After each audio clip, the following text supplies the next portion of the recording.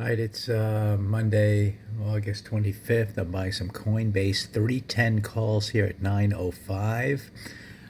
This is here on the red to green move to start the session after kind of gapping a little lower, essentially holding the midpoint of yesterday here after a big run up. So I kind of like the overall, reversal to the upside. There was a little gap down this morning, which, that's fine.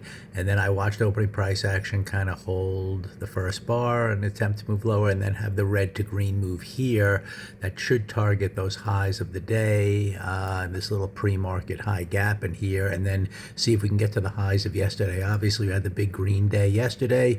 You can see we're kind of holding the midpoint of that kind of bar on the gap down. So I think it's an opportunity to test those highs again. And then ultimately, there's like a pivot machine gun target here with Coinbase back up to this high up there. It's been a pretty decent pullback for a few weeks, but they had the reversal day yesterday, so you kind of expect that high to be tested and a little follow through higher with pivot machine gun. So this gap down provided that opportunity should opening price action kind of confirm. And I just like the way after that red bar, then the red to green, buy this breakout here on the 2 up bar, expecting that high of the day to be taken out, and then seeing if we can start moving to yesterday's close and yesterday's high. So gonna go with the green reversal from yesterday's or last week as the kind of the catalyst for this trade, and then opening price action, typically with this kind of pattern, on a gap down, red to green wants to kind of take out the intraday high to start, and then we could see if it moves to some of those higher targets that the daily chart is providing.